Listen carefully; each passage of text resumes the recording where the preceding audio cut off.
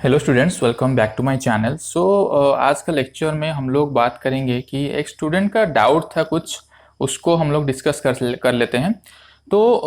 हम लोग जैसे कि फर्टिलाइजर डोज कैलकुलेट किए थे using straight fertiliser and again complex fertiliser. Student का डाउट ये है कि सर इसको क्या हम मिक्स करके अप्लाई कर सकते हैं। जैसे कि स्ट्रेट फर्टिलाइजर हम लोग जब अप्लाई करते हैं, जैसे स्ट्रेट फर्टिलाइजर हो गया, राइट। तो यूरिया इसमें नाइट्रोजन रहता है, एसएसपी इसमें सिर्फ फास्फोरस रहता है जो मेजर न्यूट्रिएंट। उसके बाद एमओपी इसमें सिर्फ पोटेशियम रहता है, राइट।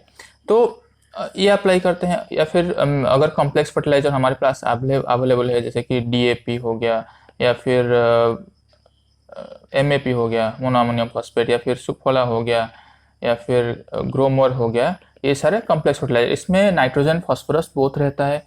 किसी किसी में एनपीके फर्टिलाइजर जैसे एनपीके तीनों रहता है। तो ये सारे हो गए कॉम्प्लेक्स फर्टिलाइजर। तो हम लोग क्या इसको मिक्स करके, जैसे सपोज हम लोग यूरिया ले लिए, डीएपी ले लिए और एमओपी ले लिए, ठीक है। तो इसको क्या हम सर मिक्स करके urea plus DAP plus MOP इसको मिक्स करके अप्लाई कर सकते हैं? यस, श्योर अप्लाई कर सकते हैं। क्यों नहीं अप्लाई कर सकते? इसको अप्लाई कर सकते हैं, इनफैक्ट अप्लाई करना चाहिए। क्यों? क्योंकि ये कॉस्ट इफेक्टिव रहता है। कॉस्ट इफेक्टिव मतलब क्या है इसका, कि हम लोग को लेबर का कम ज़रूरत होता है। क्योंकि अगर हम यूरिया को पहले अप्लाई करेंगे, उसके बाद एसएसपी डीएपी अप्लाई करेंगे, उसके बाद एमओपी अप्लाई करेंगे, तो फिर ज़्यादा कॉस्ट लगेगा, उसमें ज़्यादा लेबर लगेंगे। तो ये हो गया लेबर मतलब कम लगता है अगर हम एक साथ अप्लाई करते हैं। या फिर ईजी होता है वो अप्लाई करने में, क्योंकि कम कम फर्टिलाइजर रहता है तो इवनली स्प्रे नहीं हो पाता, इवनली हम लोग स्प्रेड नहीं कर पाते हैं उसको। तो फिर एक साथ अप्लाई करने से वो इवनली स्प्रेड कर सकते हैं मिक्स करके, राइट। तो और एक चीज़ है कि मतलब ठीक है, पर प्रिकॉशंस क्या लेना चाहिए? प्रिकॉशंस क्या लेना चाहिए इसमें? प्रिकॉशंस ये होना चाहिए कि इसको just before like 10-15 minutes before he mix करना चाहिए। जब अप्लाई करते हैं हम उसको, उसी के जस्ट 10-15 मिनट पहले ही उसको मिक्स करना चाहिए। क्योंकि उससे पहले अगर मिक्स करेंगे तो यूरिया क्या होगा, urea is a hygroscopic fertiliser. Hygroscopic fertiliser मतलब क्या है? ये एटमॉस्फेयर से जो मॉइस्चर रहता है एटमॉस्फेयर में, उसमें से मॉइस्चर ऑब्जर्व कर लेता है। तो ऑब्जर्व करने से ये एक लॉम्प टाइप का ऐसे फॉर्मेशन होता है, मतलब केक टाइप का फॉर्मेशन होता है। यूरिया कैसे रहता है? प्रिल टाइप का, ग्रानुलर टाइप का रहता है। ग्रानुलर नहीं तो ये एक टाइप ऑफ अमोर्फस टाइप का रहता है, ठीक है। वो फिर हो जाता है क्लॉड टाइप का हो जाता है, एक मतलब लॉन्ग टाइप का हार्ड स्ट्रक्चर हो जाता है। फिर उसको वो अनइवन स्प्रेड होता है, ठीक है। और दूसरे फर्टिलाइजर के साथ वो मिक्स हो जाता है। फिर मतलब वो एक हार्ड स्ट्रक्चर फॉर्म कर देता है, फिर इसको ब्रेक करना पड़ेगा। तो इसका प्रिकॉशंस क्या होना चाहिए जब हम मिक्सिंग करते हैं फर्टिलाइजर का? तो उसको जस्ट बिफोर एप्लीकेशन इसको मिक्स करना चाहिए।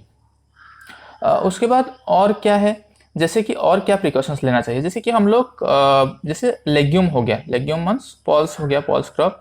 इसमें क्या होता है, या ऑयल सीड क्रॉप हो गया, जनरली इसमें हम लोग इसको बासल डोज में अप्लाई करते हैं। ऑल जो भी फर्टिलाइजर हो गया उसको एक साथ बासल डोज में ही हम लोग अप्लाई करते हैं। लेकिन सीरियल केस में क्या हो गया, बासल डोज में 50% ऐसे देते हैं, 25% और 25% ऐसे स्प्लिट करते हैं, राइट।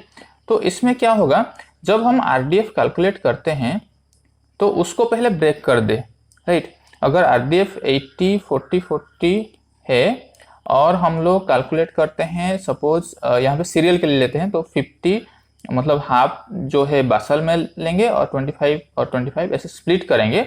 तो उसको पहले ब्रेक कर दीजिए, आरडीएफ को ऐसे बना दीजिए 40-40-40, क्योंकि नाइट्रोजन जनरली स्प्लिट होता है, फॉस्फोरस पोटेशियम स्प्लिट नहीं करते हैं। तो पोटेशियम किसी किसी केस में स्प्लिट करते हैं, जहाँ पे सपोज सैंडी सॉइल हो गया, जहाँ पे मेंशन होगा वहाँ पे स्प्लिट करेंगे।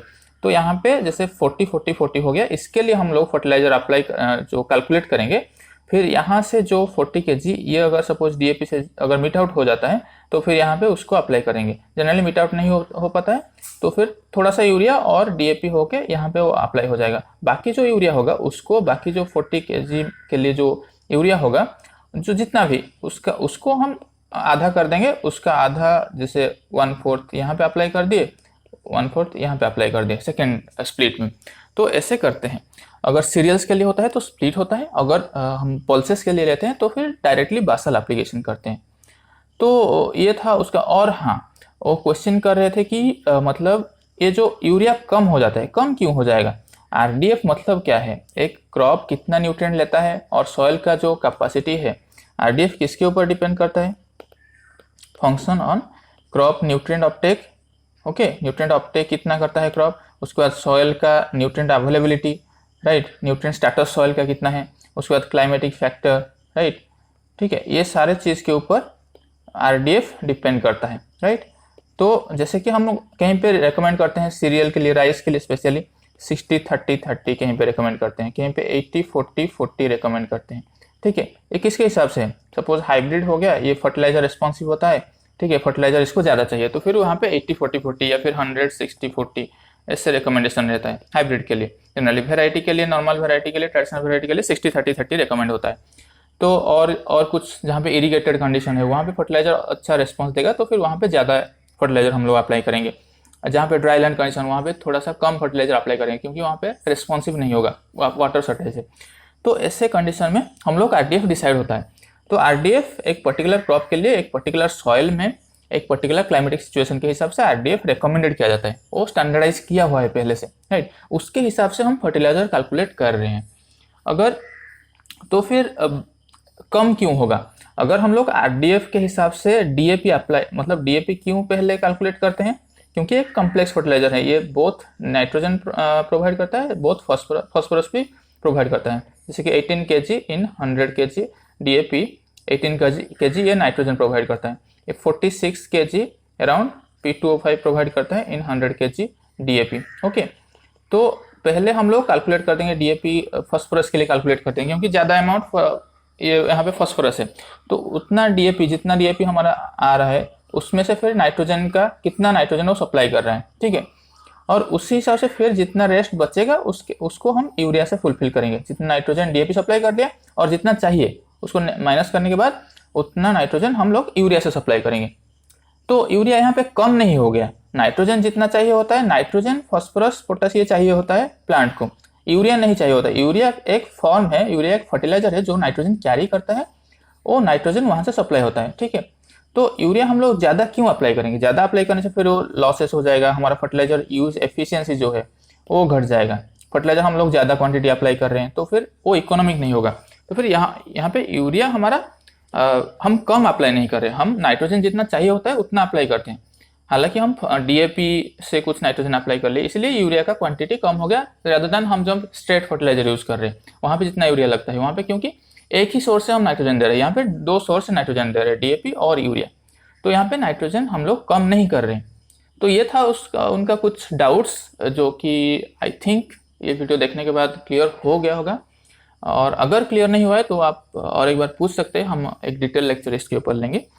तो आशा करता हूँ अगर आपको वीडियो अच्छा लगता है तो शेयर कीजिए अपने जूनियर्स के साथ, अपना बैचमेट्स के साथ, ताकि हमारा चैनल का भी थोड़ा ग्रोथ हो, हमारा जो यूट्यूब फैमिली है वो ग्रो करे, और उससे हमको थोड़ा इंस्पिरेशन मिलेगा। तो अच्छे से तैयारी कीजिए, अच्छे से टेक्स्ट बुक पढ़िए, उससे क्या होगा, आपका जो फाउंडेशन है वो क्लियर होगा। तो ठीक है, और भी कुछ डाउट आ रहा है तो क्वेश्चन कर सकते हैं आप।